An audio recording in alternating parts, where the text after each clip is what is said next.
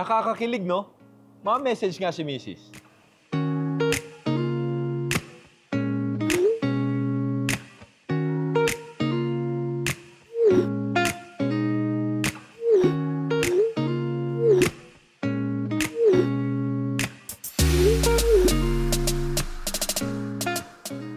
Oo nga pala. Tara, let's go! Nabiktima ka na ba ng fake news? Dahil sa dinami-raming nagkalat na misleading social media content at mga nakaka-trigger na online post. E paano natin malalaman kung alin ang tama at totoo? Pag-usapan natin yan sa kaalaman ng lahat.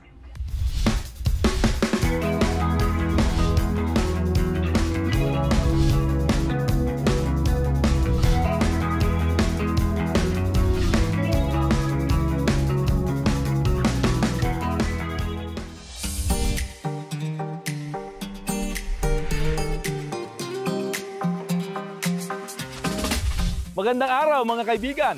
Malapit na ang Burr Months at ramdam na ramdam ko na siya dito sa Tagaytay.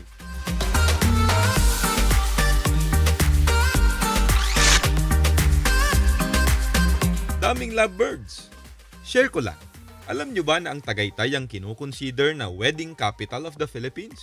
Marahil dahil ito sa malamig na klima, magagandang tanawin at mga sikat na wedding venues na matatagpuan dito.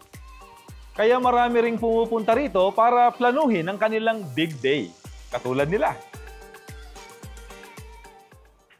Sos, maghihiwalay rin kayo.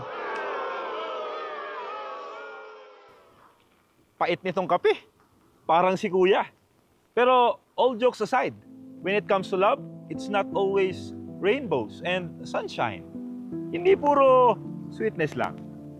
Kahit talagang pasuko ka na, iisipin mo pa rin na mahal mo yung isa't isa talaga. Lagi nyo iisipin at the end of the day is choosing each other po. Dapat maalala natin yung sinumpaan natin nung tayo'y kinasal. Unfortunately, ang realidad ay may mga marriages talaga na hindi nagwo-work at ang masama pa ay nauuwi talaga sa hiwalayan. With the global average na 2 out of 1,000 married people end in separation. At mas marami pa dyan ang mga undocumented cases.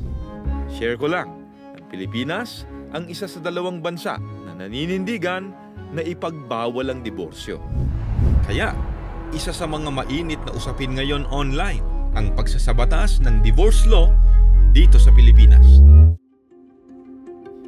Ang lahat ng lumulusong sa buhay may asawa ay nangangarap na magkaroon ng happily ever after.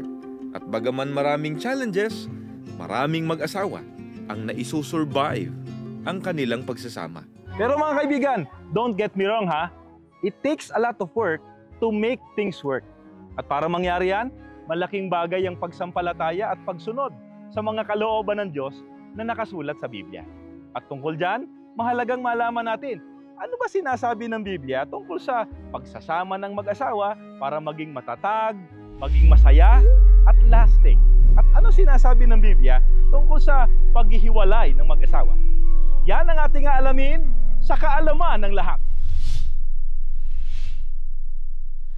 Magandang araw po sa inyong lahat mga kaibigan. Marahil po ay nagtataka kayo kung bakit sa kabila na ang maraming tao ngayon ay tumatanggap na sa diborsyo at maraming bansa pa nga ang legalized ang diborsyo, kailanman ang Iglesia ni Cristo po ay hindi sumasang-ayon sa paghihiwalay ng mag-asawa o sa diborsyo. Para po sa kaalaman ng lahat, ano nga po ba ang sinasabi ng Biblia tungkol sa divorce? Pakinggan po ninyo at babasahin natin ang pahayag ng Panginoong Diyos mismo. Dito po sa Malakias 2:16. Namumuhi ako sa diborsyo ng mag-asawa, sabi ng Panginoong Diyos ng Israel.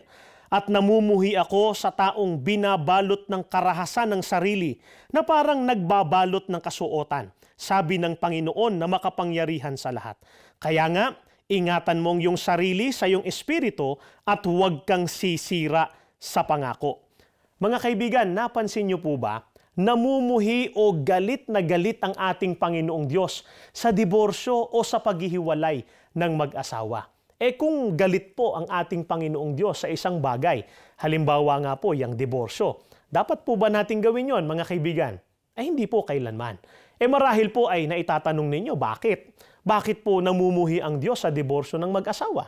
Ang babasahin naman po natin ngayon ay ang talatang 14. Ganito po ang nakasulat. Itinatanong ninyo, bakit? Dahilan sa ang Diyos ay lumalagay na saksi sa pagitan ninyo at ng asawa ninyo sa kabataan, pagkat sinira ninyo ang inyong pangako sa Kanya, bagaman siya ang inyong katulong, ang asawa ninyo sa matrimonyo ng tipan. Mga kaibigan, kagalit-galit po talaga sa ating Panginoong Diyos ang diborsyo kasi sinisira po ng mag-asawang naghihiwalay yung ipinangako nila sa atin pong Panginoong Diyos. Hindi po ba nung ikinakasal yung mag-asawa, sumumpa sila sa harapan ng Panginoong Diyos na mamahalin po nila ang isa't isa. Sinasabi pa nga po, for richer and for poorer, in sickness and in health, till death do us part. Tapos, hindi lang nagkasundo, nag-away lang, naghihiwalay agad, nagdidiborsyo ka agad. Nalimutan po nila at sinisira po nila yung pangako nila sa atin pong Panginoong Diyos. Galit ang Diyos sa ganon, mga kaibigan. Kaya nga po kung mapapansin ninyo, baka may mga kakilala po kayo na mga kaanib sa Iglesia ni Cristo na mag-asawa. Napakataas po ng pagpapahalaga ng mga kaanib sa Iglesia sa pag-aasawa. Dahil ito po ay panghabang buhay. Kaya ano ngayon ang secret to a lasting marriage? Ang totoo nga po, mga kaibigan, hindi na po yan sikreto dahil matagal na po yung ipinahayag ng banal na kasulatan. Ang kailangan lang, sundin po natin yon. Ito po ang mababasa natin sa awit 128, 1 hanggang 4. Ito po ang nakasulat. Mapalad ang bawat tao na kay Yahweh ay may takot. Ang maalab na adhikay sumunod sa kanyang utos. Hindi siya magkukulang sa anumang kailangan. Ang buhay ay maligaya't uunlad ang kanyang buhay. Sa tahanan, ang asawa'y parang ubas na mabunga, bagong tanim na ulibo sa may dulang ang anak niya. Ang sinuman kung si Yahweh buong pusong susundin, buhay niya ay uunlad at laging pagpapalain.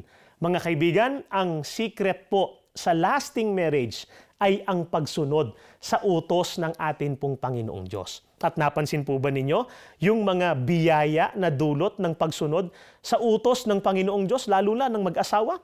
Hindi lang po lasting yung kanilang marriage, kundi kung maaalala po ninyo, ang sabi sa talata, ang buhay po nila ay uunlad at sila po ay pagpapalain. Hindi po ba yan ang gusto po natin, mga kaibigan? Isang lasting, isang happy marriage na may kalaki po na pagpapala sa ating mga anak, sa atin pong buong pamilya o sambahayan.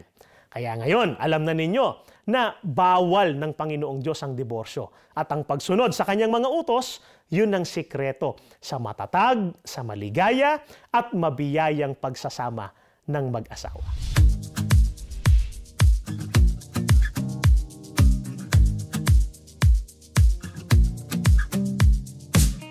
Ang buhay mag-asawa ay parang Ferris wheel.